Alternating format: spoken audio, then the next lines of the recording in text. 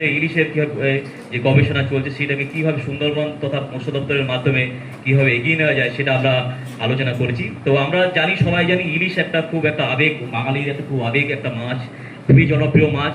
আমরা যে ইলিশ, আমরা দুটো যে শব্দ আছে, ইলিশ আমরা জানি মানে জলের একটা ভেতরে, ইলিশ মানে হচ্ছে মাছ। তো ইলিশ হচ্ছে মাছের একটা রাজা, জলের রাজা। সুতরাং এই ইলিশ মাছ ভারতবর্ষ মধ্যে, পশ্চিমবঙ্গ তথা বাংলাদেশের মধ্যে খুবই জনপ্রিয়, এবং ভারতবর্ষের বিহার, উড়িষ্যা প্লাস তামিলনাড়ু, আমাদের ত্রিপুরার ক্ষেত্রে খুবই জনপ্রিয়। তো ইলিশ একটা খুব মাইগ্রেটরি ফিশ, আমরা সবাই জানি, একটা পরিযায়ী মাছ। এটা মাছের ব্রিডিং বা খাওয়ার জন্য এই সমস্ত মাছ লবণাক্ত জল থেকে আমাদের মিষ্টি জলে আসে। তো একটা অ্যানাড্রোমাস একটা ফিশ, যে সমস্ত মাছ মেনলি এরা বিভিন্ন মাইগ্রেশন করে এবং খাওয়ার জন্য প্লাস ব্রিডিংয়ের জন্য। তো এই ইলিশ আমাদের বিভিন্ন জায়গায় দেখা যাচ্ছে। তো এছাড়াও ইলিশ আমাদের একটা, এটা প্রিডেটরি ফিশ, সরি, এটা প্লাঙ্কটন ভরিয়াস ফিশ। এর মানলি যে সমস্ত জল থেকে বিভিন্ন রকম ফুলকার মাধ্যমে খাবারগুলো এরা শোষণ করে।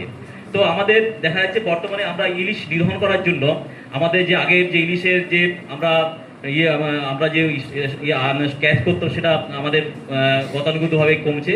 সেই উদ্দেশ্যে নিয়ে পশ্চিমবঙ্গ সরকারের তরফ থেকে মৎস্য দপ্তরের মাধ্যমে আমরা একটা আমাদের সুলতানপুরে একটা ইলিশ গবেষণাগার এবং সংরক্ষণ আমরা একটা 2013 সালে আমরা গঠন করেছি। মেন উদ্দেশ্য কি? মেন উদ্দেশ্য হচ্ছে ইলিশের সংরক্ষণ করা।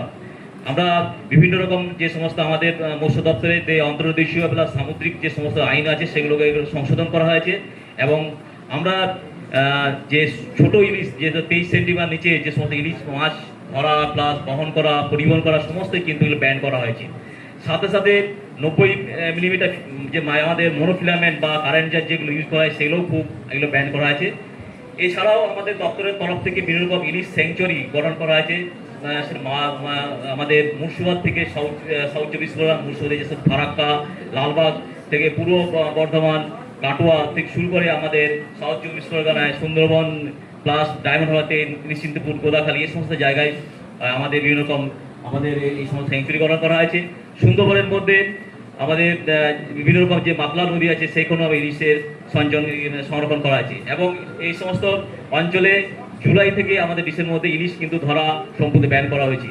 এছাড়াও আমাদের বিভিন্ন ভারতবর্ষের বিশেষ করে সিবা বা সিপ্রি বিভিন্ন ইলিশের উপর কাজ করছে। বিভিন্ন রকম কৃত্রিম প্রজনন পদ্ধতিতে আমাদের ইলিশের প্রোডাকশন করা শুরু হয়েছে। কিন্তু মেন একটা যেটা আমাদের কাছে চ্যালেঞ্জ হয়ে গেছে, ইলিশ ডিম ফোটার পরে তাকে রেয়ারিং করা, এটাই মেন আমাদের সমস্যা। সেই উদ্দেশ্যে নিয়ে সিবা আজকে এখানে একটা র্যাস একটা যে প্রোগ্রাম শুরু করেছে, যাতে বিভিন্ন পদ্ধতিতে মাধ্যমে তার রেয়ারিং করা যায়। আমি আশা করব আমাদের দপ্তরের তরফ থেকে প্লাস সিবা যে সমস্ত টেকনোলজি আছে সেগুলো আগামী দিনে আমরা আগে ইলিশের যে সমস্ত আমাদের গবেষণা আছে আমরা এগিয়ে নিয়ে যাবো, এই বলে আমরা